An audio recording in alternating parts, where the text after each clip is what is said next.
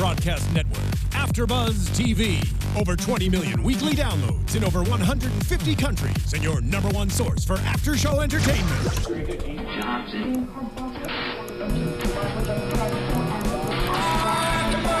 AFTERBUZZ TV, the destination for TV superfans. Producing aftershows for over 300 of your favorite TV shows, interviewing celebrities and showrunners, and bringing you behind-the-scenes exclusives. All thanks to E! Entertainment's Maria Menounos, producer Kevin Undergaro, and internet leader Akamai. Now, let the buzz begin! Yeah, okay. Heads up to Katie, you picked out this song. Midnight City by M83. Get it. Hey, AfterBuzz TV, what's going on? I'm Alikona Bradford, and thank you for joining us tonight. If you have not already gone onto YouTube to subscribe to our channel, please do so. Like, comment, and subscribe, and join the conversation with us tonight. You can do that by hashtagging ABTV Arrow, and give us all your questions, comments, and concerns, and we'll bring it on tonight. Woo! That was a rough patch. Where did the accent come from? I have no idea where the accent came from. Was weird. Oh, P.S. One last note before we start the show. So we're going to be doing trivia questions. That way you guys are tweeting us live. Hashtag, again, ABTV Arrow. Randomly trivia questions. The first person to answer it right, I will shout you out live. Nice. Now, with that said, let's move on to these fantastic hosts that are joining me this evening, starting with this guy right here. Hi. Hi. I'm Lex Michael. This you are. I am. Okay. Super excited to be here. Moving along. Excuse me. And I'm Tauri J. Miller. And I'm Katie Cullen. Hi, all my buddies. And before we keep going, can you guys actually put out your Twitters right now in case people want to twit at you? Yes. Well, I'm following the hashtag and Twitter's not behaving for me, so you'll have a better chance of being in the hashtag. But it's Kiaxet, Kiaxet. And mine is Tauri J. That's Taurijay. Had to think about it, didn't you? I Yes, did. I always you forget did. my own name. At the Lex Michael. The Lex Michael. I'm at Kiss My Passport, and let's start the conversation. So, the first thing I want to talk about is the kicker for the episode, The Dream. This okay, So good. What? I mean, it was a big deal to me. It was such a small fraction of the show, but it was a big deal because I thought it was going to be Felicity's dream, and I didn't expect blood to come spooging out of Oliver's mouth. Yeah. I was expecting a rough wake-up call. I wasn't expecting that one. I thought it would have been better had the blood started while they were kissing. It was gross. That may be over the rating of the show. A little bit. Anyway, that was my big highlight moment for the evening. I know that's so silly. Everything's downhill from there then, isn't it? Because that's how we started. Yes, it is. But we find, obviously, okay, so we talked about this last episode, if you guys did not join us for our last AfterBuzz. Then why didn't you? Okay, but outside of that, we may mention, or maybe it was me had made mention of the fact that I don't think Tatsu and Masao Sarab are together anymore. And they really aren't. I knew it. I don't know. It's just coming. It's just coming. I don't know, you know? Oh my gosh. But either way, and obviously we're going to get into why that happened, but it's already led us to believe that, as you mentioned, I am like 95% certain that their kid is super dead. Yeah. super dead. He's not just Super dead. He's dead. gone. He's not just dead. He is super dead. Eviscerated. He is an ex-child. He has shuffled off this mortal coil. He has ceased to exist. But see, here's the thing is, as I'm curious, and I'm sure Arrow, being Arrow, is going to explain how this all came about, especially with flashbacks and what have you, and obviously a big theme of what was given to us as far as Masao. That is my grandfather's name, and I can't say it. That's why I called him Grandpa. So, either way, that's a true story. But who really calls a grandpa by the first name? Okay, going back into the show, either way, the big thing for him is always family comes first, family comes first. I will do anything for my family. Obviously, whatever he did not work in the absence of his son. But why leave your wife? Why? I know she had made mention, it was either him or Oliver, about guilt. She did. Yes. Fine line between guilt and... The line between grief and guilt Yes. is very thin. And it's entirely possible that if he does think that, again, this is predicated on their son being super dead as a result of something that happened, if he blames himself, he may not have been able to stay with his wife without seeing his son, without noticing the gaping hole in their family structure where the son used to be. Grief changes people, so does guilt. Mixing them both and it resulting in the loss of a life is a very, very potent combination. Yeah, and we have seen with Merlin that apparently the League of Assassins is it's a refuge for people going through grieving periods. It's a bad life decision. That's what it is. It's a midlife crisis. It's a bad life decision. So let me ask the panel this. Why do you think Sir Rob, which I will never get used to that name, went back to look for Oliver? It's my voice. Anyway, why do you think he went back to look for Oliver? Because his excuse to the men was, I'm looking for the body of Ra's al Ghul, wanted to make sure it was there, burn it, do whatever, take care of it. What do you think inside of him made him decide, okay, I'm just going to save you? Well, last week we got the I owe you one moment, so it's entirely possible that is the one that hasn't been paid off yet. Yeah. There's also a chance that it's one giant gambit where Ra's al Ghul knew that Maseo would get him and then has sent him to set him free for some end game, maybe involving Merlin. Maybe. But how would he know that Oliver didn't die falling off the cliff? Because logically, most people would think when you fall that far and you have a sword stuck inside of you, you're probably not going to survive. Well, but if Maseo is truly on his side, he'd be like, well, I have a way of bringing him back to life. So we're going to set this scene. And why kill him in the first place? That's just a whole lot complicated. Yeah, that's just burning calories. You can't back down from a challenge. Right. There's that. And keep your position. Plus, one of the hallmarks of a Xanatos Gambit is that you've planned for things for which you could not possibly know the outcome. And Ra's al Ghul seems to be the master of the Xanatos Gambit, so, hey, we'll see.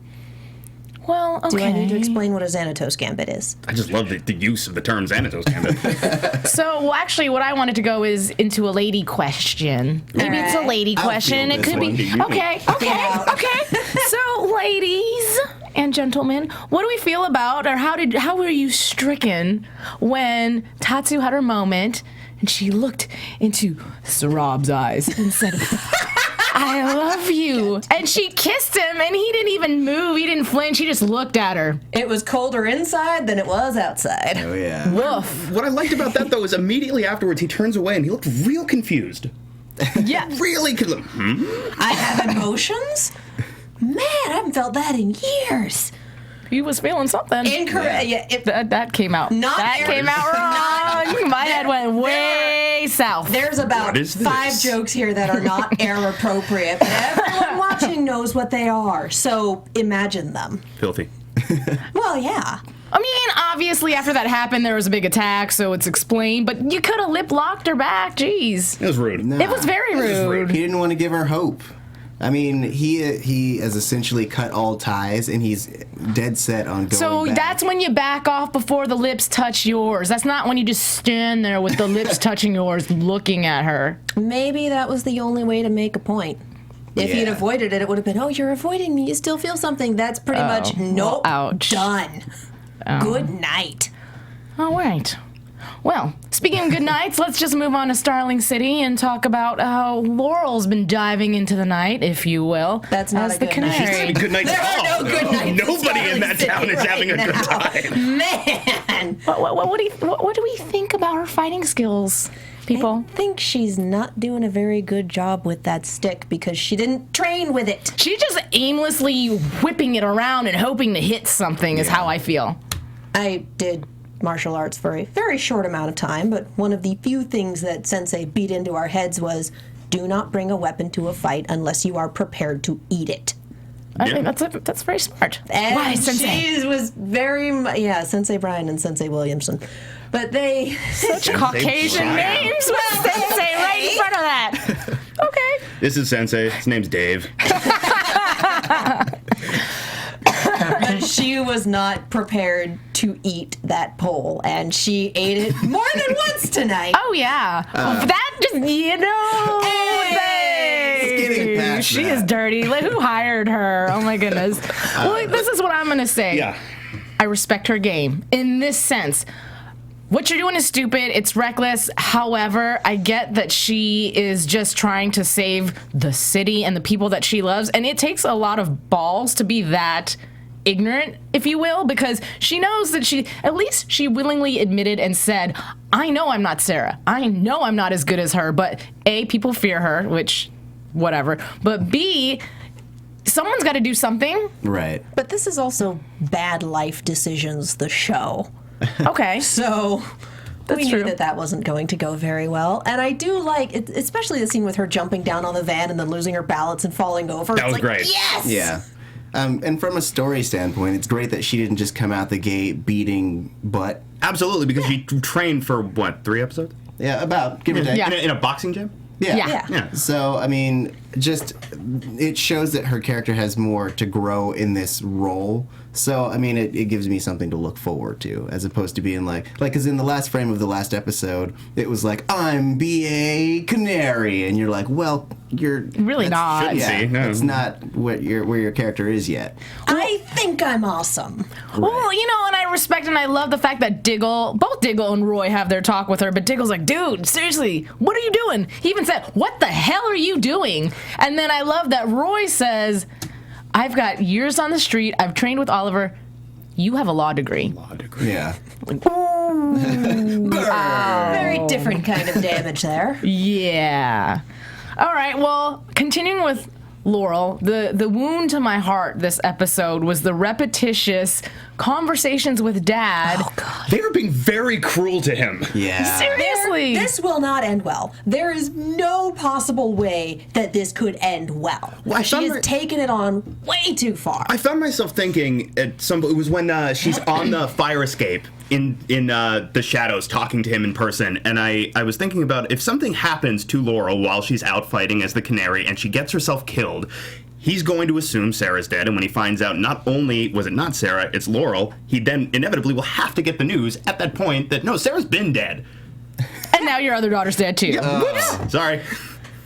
Ooh, we interrupted this conversation for a trivia question, like I promised. So hop on to your eye products or anything of that device nature. Or if you're tweet me and you have us, a droid. join the hashtag ABTV Arrow. And here's your trivia question. Speaking of Diggle, where did the name originate for Diggle? Ooh, I know this one. Well, you don't count. So tweet at us. Now let's go back into the conversation, back to Quentin Lance and all the cruel conversations that we're getting with Laurel. And I think she took it to another level when she disguised her voice and called him. What are you doing? What do they think is going to happen to him if he finds out that Sarah's not alive? Well, they think he's going to have a heart attack. That's true. Okay, well, he's gonna find out eventually. You would think so. That's also true. P.S. And then at the very end of the show, when she actually physically shows up, dude, your body type is nothing like Sarah's. And I would like to think that the father could recognize the fact that one sister is slightly being Polish, and not in a bad way because you're cute, but the other one is a lot more curvaceous. So unless one of your daughters lost a lot of weight recently, Well, the upward angle Leather, helps. silhouette, blonde hair, same voice. I was looking at the silhouette and she looked this skinny next to... She is very active. It is entirely possible that she shed a bunch of water weight in that suit and is... Okay. no, Right? dude, that's a difference. That's a difference in body types. Yeah, hips just don't come out of nowhere and they don't just disappear out of They nowhere also either. don't lie. They also don't. Thank you. Thank you for going there before I. Anyways, going back to that, and we saw... The more I see Lance, the more I like him a lot. In the beginning of this show, in general, season 1, he wasn't my favorite character. But as he's progressed and he's become more humanized, I've liked him so much more. And seeing the interaction with his daughter and him thinking that he's talking to Sarah, and he's just so sweet and so supportive. Again, knowing that his daughter is this criminal fighting this, that, and whatever, and it's still like, baby, be safe. I love you. And I don't know, it's just so sweet to me. I'm glad that they found a place for him Yeah. because there was, like you say, it didn't feel like they had much to do with him in especially the first season. Right. And I felt the same way about Laurel for a while too. Because it's Laura Lance, eventually, presumably, she becomes a Canary, which has obviously happened, but it seemed like until that happened, they didn't have a consistent place for her. So, she's a lawyer, she floats in and out of the story, she was an alcoholic for like a minute and then wasn't an alcoholic anymore. but they've gradually everybody's found a rhythm. Everybody's found a place in this wonderful quilt that is Arrow. Well, for the first season and a half, it was finding its footing, and we had to get through he's a vigilante and he's outside the law, so someone has to arrest him, so we have this guy for that role. And it's a CW show, and we have to have love triangles coming out of every orifice, so we have someone for that role. And they finally outgrown maybe we don't have to follow that particular trope. Well, maybe we don't need that many love triangles because people who are watching this are actually here for the birds, evidently, for the action, for actually seeing things go down. And the relationships are nice too, but this isn't like the Vampire Diaries or something else that I assume has more relationships in it. This is Arrow. Yeah, but we want to see that. Even the relationship stuff that is still there now doesn't feel as obligatory as some of the stuff early on, where I completely agree. It's like we have to have these elements because we have to have these elements. They had a sex scene to the tune of Radioactive. I could not take anything that this show did relationship-wise seriously for the next, 35 episodes. Fair enough. Well, I mean, I'm speechless. All the songs you could pick. They went with that one. If Stephen Amell is going to be naked with those abs, I really don't care what song is playing, to be honest with you. Scene or something that was just like... a man picked out the music for that scene, right? They picked out this is really, really popular music right now, and we managed to get the license. We have to use it somewhere. So, anyway. Moving back to the show, the last thing I do want to say about Laurel, and speaking of her being a lawyer, when she does go into lawyer mode, I feel like she has... Oh, okay. That's the song they needed. Okay, well, anyways, going back into lawyer mode, I feel like she has a certain demeanor about her that now that she is starting to do the canary thing, she has this level of confidence. Even though she's not mastered the art of canary, she feels like she's a badass. And so she's throwing her weight around. We saw her lie in the past about different things with people to try to win over the answers that she needed, and she did that in this episode where she tried to blackmail the prisoner that she got, one of Rick's men. And it was basically, no matter what option he picks, this guy is gonna die. And I thought, dude, I get that he's a bad man and whatever, but you're just giving him a death sentence regardless, and I'm pretty sure you're not supposed to be making stuff up on his file. Yeah. I actually felt really bad for this guy, because the only reason why he's doing this is because he's being extorted by Brick. So it's like now he's being extorted by the people who are supposed to be protecting the other people. It's like... It's a hot mess. Yeah. On top of which, if anyone finds out that she's writing things in his file that are not true, would that entire file not be thrown out? Would he not be released? His case already got thrown out anyway because the evidence was taken. Oh, there's that. So, I do love that they name dropped Dinah Laurel Lance. Yes. Thank you. Thank you for that reminder. Isn't she? She's coming back too, though. Just Dinah in general, because that's what they call her mother on this show. Right. Yeah, but Laurel's name is Dinah Laurel Lance. This I know, but since you bring it up, I feel like Dinah Lance is the canary. Right. But what I was saying is, never mind. I thought she was coming back too, but anyway. Just like the nod to comic continuity, that's all. Well, and I love that they name dropped Belle Rev again, too. Yes. That's all I got about that. Oh. They had a bunch of fun little name drops, but not any other really huge Easter eggs going on. No, there wasn't anything massive. What was I say? Why don't we also get into Brick a little bit more? Because he's a big part of this episode. We haven't really had a chance to touch on him just yet. This dude, I get that he's a dangerous guy and he's big and he can whoop people's asses, but people are really so afraid of him and willing to do whatever just to please this guy. Does that make sense? Yes. No? Yes. Okay. So the whole... Let's take all the police out of the Glades. Yes. What are you doing in there exactly? I want to know what exactly is his plan for the Glades. It's like taking over Koreatown. And I know we caught a little bit of flack about, no, you can totally take over a less economically viable part of the city and turn a profit. How? How? I mean, something's hidden in there that we obviously don't know about. Yes, there's obviously gold somewhere. The ancient Nazi gold, Nazi gold in America. Yeah. Of course. It was brought over here in 74? Yeah, totally. Well, it worked for the criminals in Gotham. Like, if you go back to the old Batman movie and like all that stuff, they took over like the lower slummy parts and were running all the criminal syndicates down there. So I assume he's trying to build his own criminal empire. He's trying to be the kingpin, but of... Where there's room, where they're less likely to be watched constantly. Right. But if they already know you're there. Yeah, that would seem to work against the general premise. We They did can't do have anything about it. We do have a fun comment on Twitter from MediaFreak077, and I know you wrote your name in lead, and I'm not spelling it out. What's interesting is if you go back to earlier episodes, Danny Brickwell, is in Oliver's dad's list in that little Is book. he? Oh, nice. I don't remember Nice that. catch. That's good, yeah. Yeah. Good job, dude. Yeah. Way to notice. You know what? Appreciate that. Got me about Brick, and this is maybe the show just showcasing what type of guy he is. But the moment we have the fight, well, I call it a fight, but when Roy and Canary go out for the first time together, and first of all, she's going at it with a staff, and you've got Roy with the arrows, and at least he knows how to work them, but all of Brick's guys have guns. What is your stick going to do against the gun, first of all, especially when you don't know how to use your stick?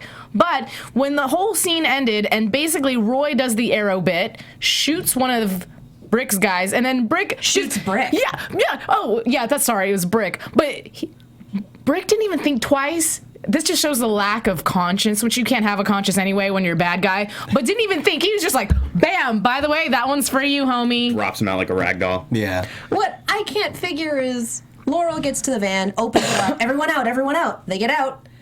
And then they wind up back in the van. Yeah, I don't know when that happened or how that happened. It's just like everyone out, everyone back in. Chinese fire drill. What I did like, though, when you talk about his complete lack of conscience, he did make a point twice about how he doesn't like hitting women.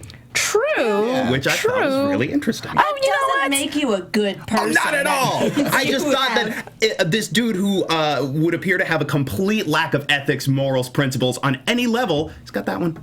Doesn't like hitting ladies. He's a man with a code. Neutral evil. Yeah, but he'll choke him. He'll choke a girl real quick. Yeah, well, you know. I will choke the out of you, but I will not hit you. Nope. Yeah, because that makes last- a big okay. No, it really doesn't. But you know what, that last scene, and then I'm going to get off of Laurel's jock because I'm really not trying to be on it. But I will say this, the last scene where she does fight him and she throws her voice and he's making the comment about I don't hit girls, blasey blasey. And she has her one moment where she tries to hit him. She gets him right in the kahunas. I'm like, see, classic. Very basic, but very classic, very effective. And then she jumps out the window and bam, there goes Diggle with the copter. I'm like, That was a yeah. good moment. That was gangsta. Yeah. That is fighting how you've been trained. That is someone not trying to be someone else and finally being like, I'm going to fight like me. Yes. That's very true. Yes. That is very true. Yes. I want to go back to our Plus, trivia it's question. nice to get a Yes. good nut shot in. Okay, somebody answer the trivia question, hashtag ABTV Arrow, because I want to answer it for you, and I'm going to give you another trivia question. Well, we have one from Chirag. I don't know how to pronounce that, so I'm sorry Sounds if I right. Apologies butchered in it. advance. Andy Diggle wrote Green Arrow Year 1. Yeah. Oh, sorry if that was loud, but thank you. Yes, correct. So very, thank very you, correct. Chirag, Okay, Chirag. I'm so really next, sorry, I next can't pronounce that. question is Stephen Amell's first TV appearance was on a CW series, not The Arrow. What was it? Ooh. Okay. And everyone pulls up IMDb like, scroll. Don't give away. Oh, see, you know, she's giving away all the Like cheats. pub trivia. Okay. Not a cheat. Okay. So participate with us live tweeting by hashtagging ABTV Arrow, and we'll shout you out. Now, moving And back hopefully onto the show. pronounce your name correctly. Yes, yes. I'm really So sorry. moving back onto the show, let's move in the direction of Thea and Pappy because you know. Oh, man. Okay. Anyway, I'm gonna choke right now. I would love to see Barrowman's reaction love to you, you Poppy. calling him Poppy. I love you, Pappy. That's beautiful. We had a moment of slight truth. Ish. Truthish. Truth light. Yeah. Truth light. I like that. That's a good term. The best lies always have a kernel of truth in them. Yeah, absolutely. I will say I liked Thea's coming to Jesus moment where she said, my father taught me to be brave and not fear anything, and now he's telling me to fear something. Let's not. And I were sitting here going, oh, you sweet summer child. You have no idea. But it was interesting. I liked seeing them on the little thingy I'm very articulate right now. Balcony. There you go on that. The veranda.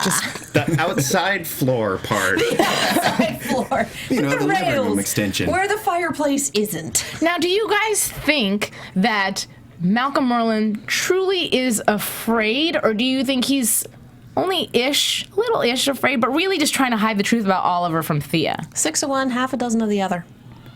I think he's absolutely afraid. Like, he spent the last season, he essentially ruined his whole life, or abandoned his whole life just to get away from the League.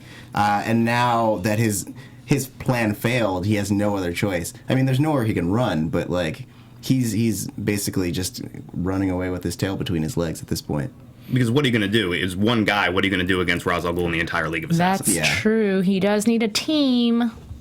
He may... would he be able to challenge him? What, one-on-one? Yeah. And Doubt lose. it. I doubt it strongly. Yeah. No, like, if he would be allowed to. Whether or not he'd win would be a whole other ball of wax. That I do not know. I feel like Does that anyone- still work if you've broken the code of honor, if you're a member and you screw it up? Right. Do they take your membership card and then stab you? Or how does that work? And I can also see Ra's wanting to take care of Merlin himself and not have a flunk to do Yes. it. Well, I mean, we did see DJ Betrayer. That's fantastic. I'm really glad that the DJ is a member of the League of Assassins. good. That came right the hell out of nowhere, and it was the funniest thing in the episode tonight, with the possible exception of helicopters and keys. There was a running conversation between the four of us about helicopters and whether or not they need keys. I thought that they did. I just want to say, They do. They do, all right. which was a very cute moment, by the way. Yeah. But anyway. But I called it like a minute and a half before we got the revelation, because, I heard a rumor that you were leaving. And I'm sitting there watching it going, where did you hear that? No one would have said anything about that. Where did you hear what are you it? talking about? You're talking about the DJ saying The that. DJ, Yeah. not the helicopter. Helicopters When don't did the talk. helicopters say that? No, I mean, What show is this? That would This be isn't great. planes. Helicopters don't talk. What if the talking helicopter joins the team? Oh my god. What if the talking helicopter joins the League of Assassins? I would watch that show. that's interesting. We call him Chopper. And suddenly it's a Transformers crossover. We've got a Decepticon hanging out in there. And Oliver's motorcycle is secretly RC. I would watch that TV program. Yeah, I'm in. Anyway. CW people, get on it. Anyway, called it on him. He should not have known that. And I feel like Thea should have picked up on that. Her head's probably not in the right space, but that just goes to show you that maybe she is not ready to be a fighter mentally. Just saying. She can't pick up simple cues. She has a good parallel with Laurel going in that they've had Very some true. training, but they are Very both true. very, very new to this business and don't have the instincts honed. Well, I still, and I had mentioned this before we walked in here, but I think that she knows. I have a feeling, because when we're introduced to him in this episode, he's like, "You've been avoiding me," and she's like, "Well, I'm elusive." I feel like she is she's running something on him. She knows something's weird. Yeah.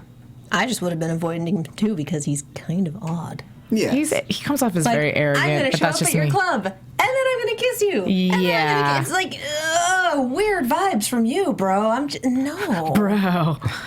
Bruh. I'm still waiting for Bruh. somebody to answer my trivia question. Somebody hop on that. Oh my gosh, I was joking about the Vampire Diaries, but according to Alicia Perez, that was when he Yes, first it was. appeared. Thank you, Alicia. That's right. That is the answer to our trivia question. I had no idea. I was Yes. joking. Yeah. So I have another trivia question for you guys that you can hashtag ABTV Arrow and answer for us, and we will call you out.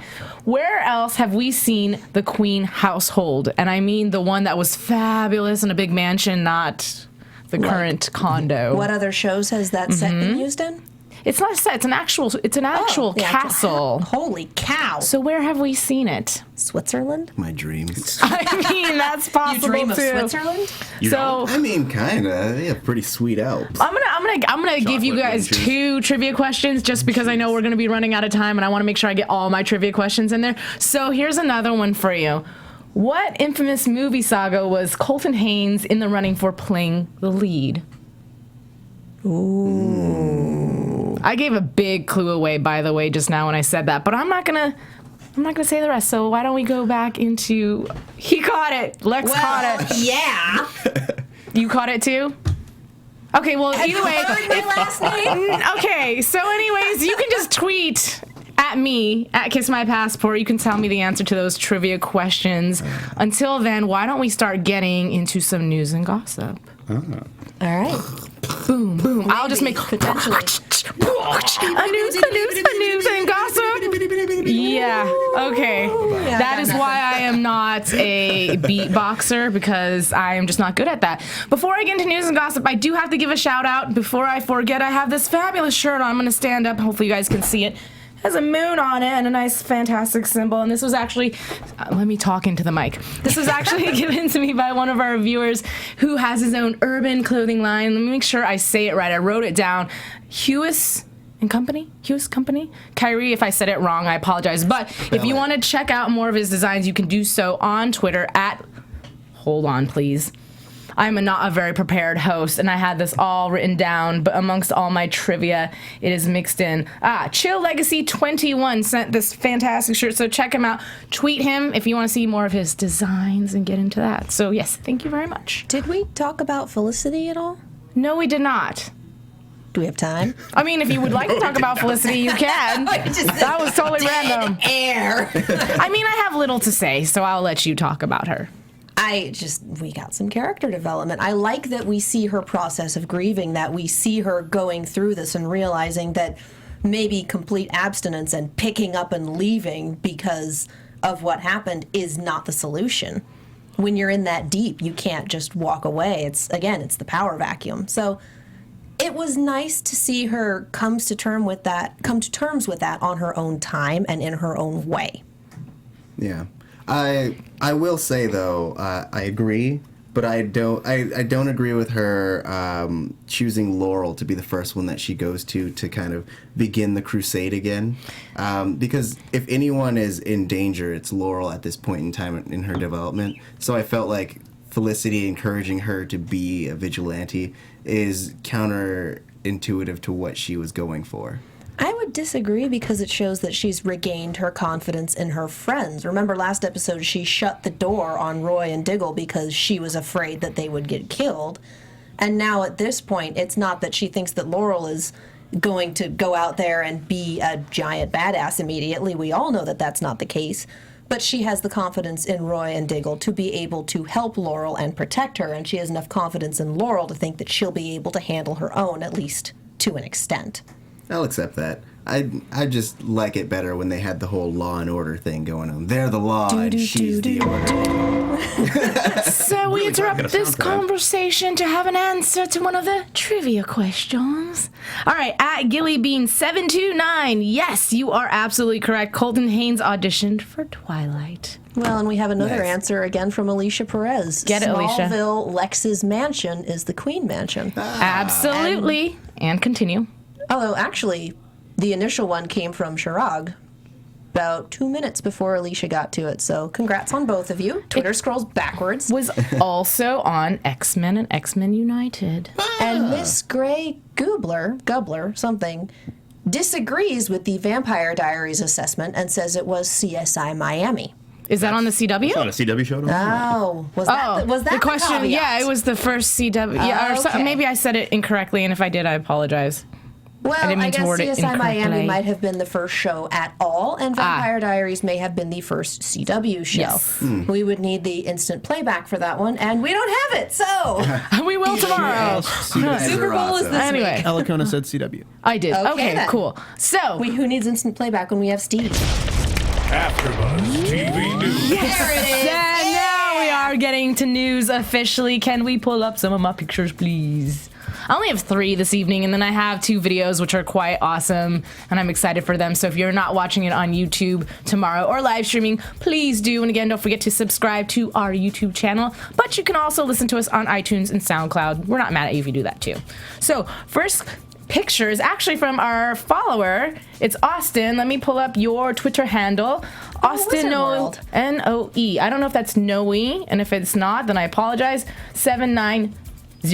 So he met up with Stephen recently took this fabulous picture, and he actually asked Stephen if he would come on to AfterBuzz TV. If you guys don't know, I've been tweeting at Stephen ridiculously, trying to get him to respond because he was in LA, unfortunately only for a very short time because he was doing Jimmy Kimmel, and I was trying to get him into the studio. And it's so difficult when you have actors that are constantly in Canada. However, he did buy a new house in Palm Springs, so on his break he will be here.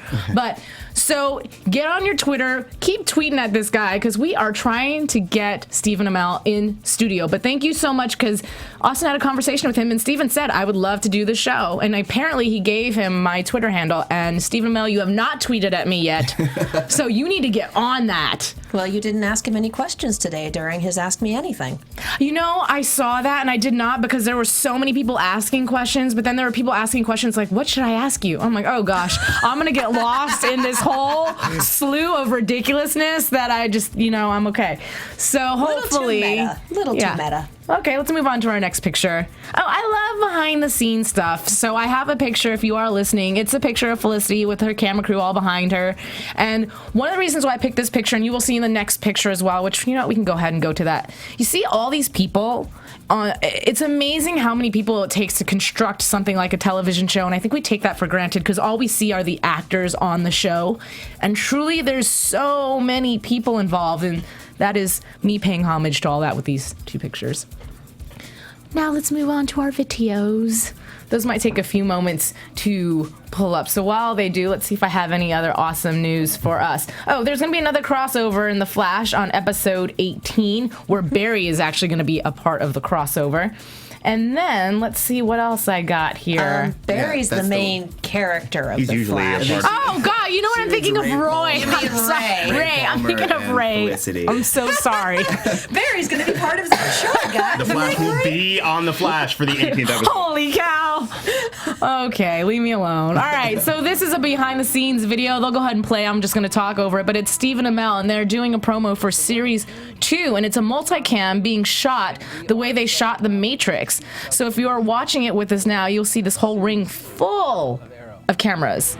And then you get to see Stephen Amell, and basically it's going to show a bunch of slow-mo shots, but it's the coolest thing ever in life. You can always go online on YouTube and watch it as well. That's sort of the shot that the Matrix made very famous, but I'd never seen it practically before.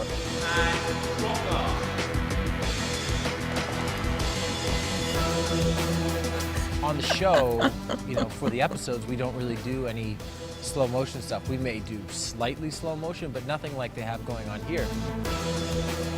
I'm sure that as good as it looks just with the green screen, when they do everything and they put all the pieces together, it's going to look really spectacular. I just realized that is not water, and they look like little pellets of glass marbles they're dropping on him. They just dropped a that bucket does of not marbles look on him. fun at all. All right, my next video, I've already played stuff with Colton Haynes singing, and I wanted to play one where you actually get to see his face while he's singing versus just a picture of him. And so hopefully I am pulling up the right video, but it's him and a friend covering a song that I just thought was fabulous, and I like him a lot, so I wanted to play.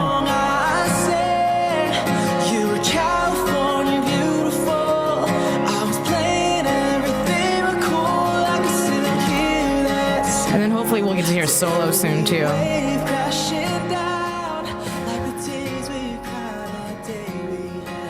I think it's coming soon. Or not. For those of you listening, Here we go. Oh no, it's the end. Oh, so we just missed it. I'm sorry, guys. It was just cute a little bit late, but you can go online and you can look up Colton Haynes singing. You can find it. It's a great video, and he's got a beautiful voice. What were you going to say, Katie?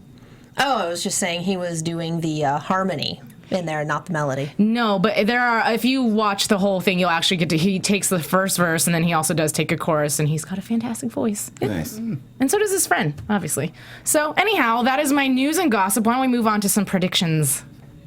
Boop, boop, boop, boop, boop. I have another video? Oh, we'll just play it. I have no idea what my other video is, but hey, why Sally strolled down to the seashore to steal some stupid seashells because she thought they were so sick. Stupid slut with her stupid seashells by the seashore and her stupid shelly shit. Such a slut, Sally. It's just a random Instagram video. What the heck was that? What did I just see? It was Will Holland, and it was Katie Cassidy just doing something ridiculous was she sells seashells down by the seashore, and I thought it was funny. Yeah, I forgot about that. You think you might have repressed it? And now, your AFTERBUZZ TV predictions. All right, so I'm going to repress the heck out of that. Who wants to predict first, guys? You do. I do. Okay, a prediction. Well, since we had that really awesome dream with Oliver kissing Felicity and blood coming out of his mouth, I mean, this could lead to one of two things. Excuse me, Felicity fans. Either we're going to get him confessing his undying love and realizing when he comes back, Felicity is the one and I have to have her.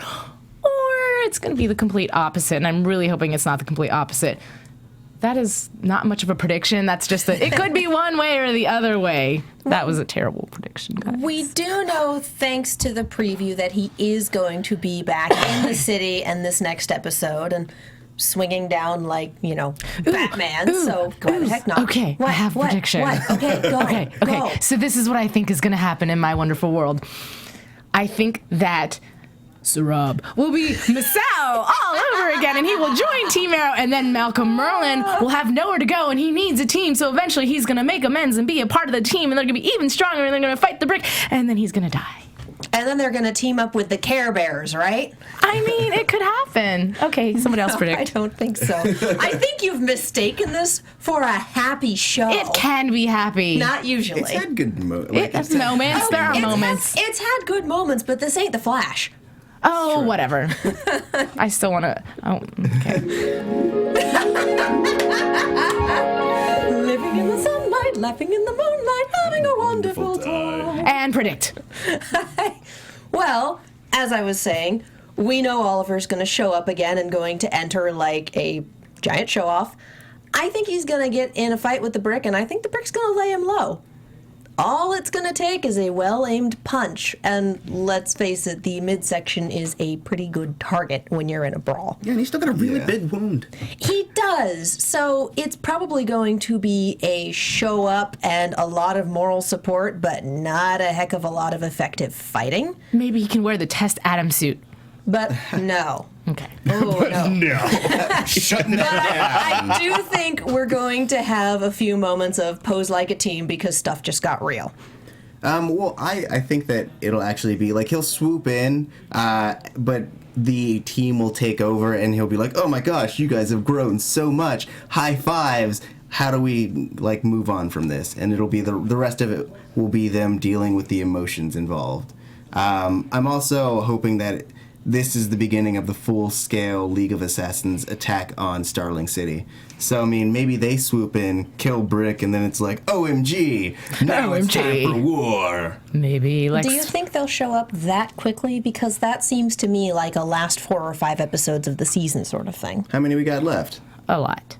More than 4 or 5. Let's move on to your prediction, shall we? Well, I'm saying there's a lot of these dudes, right? You got to assemble everybody, and then they go all together. It's a unified front. But once Ra's al Ghul knows that Oliver's alive, obviously gonna be real grumpy about that because it makes him look weaker, not having finished this guy who he allegedly finished. And once he knows that Merlin is still in Starling City as well, pretty much the 2 dudes who are right at the top of his list are in the same place. So yeah, it would make a lot of sense to me to just bring the league to them. Yeah. Do you think we are going to have Roz versus Oliver one-on-one go part 2? Oh, yeah, we have to. Sorry. Do we? Yes, we do. I would love to see this season end with, whoever killed Roz. Oh no, he's dead. And then at the end we get the hand coming out of the pit. I mean, maybe. Also, now that I know that Colton Haynes is a singer, I would like to see an Arrow musical episode. We want a Flash musical episode too, and we have an existing DC villain that can do it. The Music Meister. Yeah. The Music Meister. That's what I really want for the Flash because it would fit better with the tone of the show. But I would not say no to a very large musical crossover next season. If it was Arrow, it would be what? Like a lot of cello rock, probably. Probably. A lot of cello I mean, Buffy did it, and they're pretty much doing the Buffy's Dead storyline right now. So, I mean... Well, what to the tone of, Sonata Arctica, Poets of the Fall? Well... Little Foo Fighters. Bringing it right on back to the AfterBuzz TV show. Thank you so much for joining in on our live tweet. Again, hashtag Arrow, ABTV Arrow. And make sure to follow all of us on Twitter. I'm going to start by leaving my Twitter first. It's at Kiss My Passport. And over this really loud, obnoxious music, I'm going to tell you all about my brand new YouTube channel. Please go online, look it up. It's called Boys and Beauty with Alikona, and I host it from my bathtub via bubble bath. And it's blatant in the title of what we talk about, but I will say this Sunday's episode, which comes out every Sunday at 6 p.m., is about Stephen Amell. So I'll be giving you some news and gossip about Stephen Amell, as well as some awesome beauty tips, which guys probably don't care about, but if you want to join me in the bathtub, you can if you subscribe to my channel. So please do. Yay! Okay. I'm Lex Michael, at the Lex Michael, and I will absolutely tune in and take advantage of your beauty tips. Thanks. Yeah. And you can find me on Twitter at TauriJ. That's TauriJay. And other panels here, like the 100 panel coming up next. I'm Katie Cullen. You can find me on Twitter, Tumblr, and Instagram at Kiaxet. That's Kiaxet. I'm also on the Star Wars Rebels panel, which I believe is coming back next week. All right, well, it looks like that wraps up this evening's show. I'm going to take it to the front, and thank you guys so much for joining us with the conversation. Continue the conversation with us via Twitter, and we will see you next week. Goodbye. From executive producers Maria Menounos, Kevin Undergaro, Phil Svitek, and the entire AfterBuzz TV staff, we would like to thank you for listening to the AfterBuzz TV network. To watch or listen to other after shows and post comments or questions, be sure to visit AfterBuzzTV.com. I'm Sir Richard Wentworth, and this has been a presentation of AfterBuzz TV. Buzz you later. The views expressed herein are those of the hosts only and do not necessarily reflect the views of AfterBuzz TV or its owners or principals.